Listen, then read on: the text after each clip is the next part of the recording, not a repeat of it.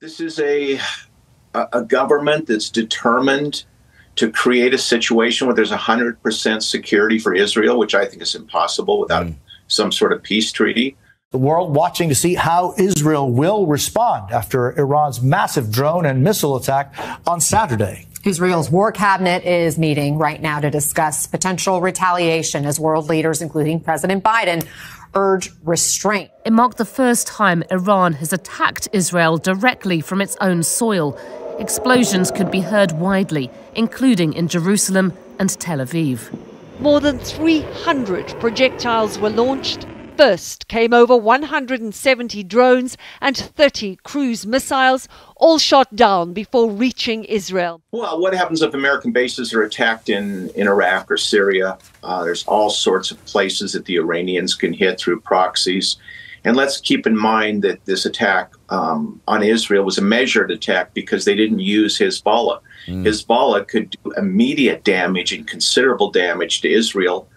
And, you know, the Iranians are holding that back. But should this escalate, Hezbollah will be pulled into it. I think the next thing we might see is a large-scale Israeli campaign in the north of Israel going into southern Lebanon to attack Hezbollah.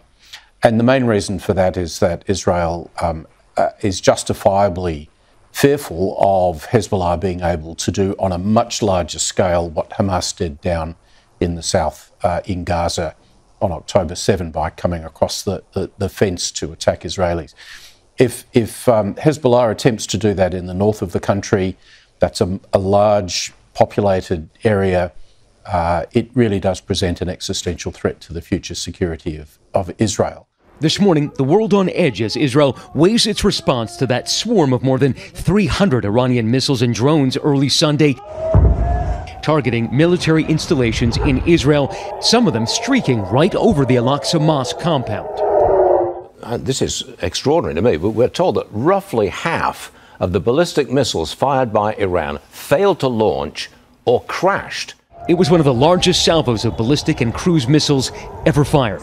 But Israel's missile defense system, along with a combined international effort led by the U.S., intercepting 99% of those threats, including more than 100 ballistic missiles, according to the IDF. U.S. forces alone taking out nearly 90 drones and missiles long before they reached Israel's borders. Iran's attack came with careful signaling. Its government warned Israel's allies of the strikes and said they were punishment for an assassination in Syria, and that Iran now considered the matter closed. Our advice to all the supporters of the Zionist regime is to appreciate Iran's responsible and measured action and dissuade the Zionist regime from committing more wicked acts, which would bring incalculable consequences. But the country's military chief did say just a short time ago that Israel will indeed respond. World leaders are urging Israel not to retaliate, including the U.S., making it clear that if it attacks Iran, it will do so alone. President Biden still reaffirming his overall support for Israel, though, adding, "Together with our partners, we defeated that attack." But historically, this is the first time the United States fought side by side with Israel since the State of Israel was organized in 1948. And by that I mean Central Command, a warfighting headquarters in the Middle East, organized a multinational organization and coordinated it through 6 countries. And that is our most experienced warfighting headquarters. Israel is used to fighting unilaterally, so what Central Command did was really significant. And just think of this, Stuart. We had Arab nations fighting alongside of Israel's capability against Iran. That is also historic. This was a fairly symbolic attack that the Iranians conducted. I think a lot of the drones were decoys. They weren't armed. And the Iranians did hit some Israeli bases. We don't know what the damage is. The United States is trying to portray this as an absolute success, but let's wait to see. Okay. And keep in mind, the swarming attacks can be conducted from any of these countries, including Yemen. And again, let's look at the cost of defending Israel. It was $1 billion. That's the estimate so far of all these anti-missiles and drone weapons. That's a lot of money. You can't do this forever. Video circulating online verified by ABC News showing one of the very few Iranian missiles that hit their target, causing minor damage to an Israeli Air Force base. For Tehran and its Revolutionary Guard Corps, they have unsurprisingly vowed to retaliate even more harshly to any Israeli action.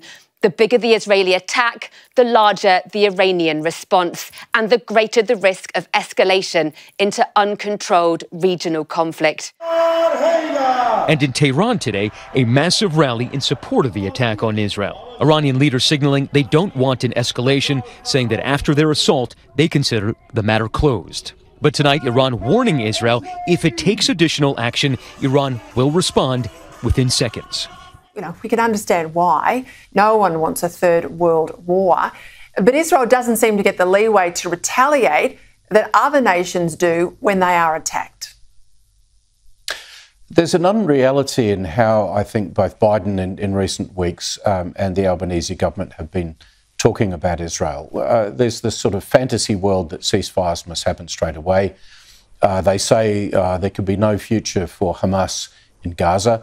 But the only way Hamas is not going to have a future in Gaza is if the Israeli Defense Force defeats them in battle.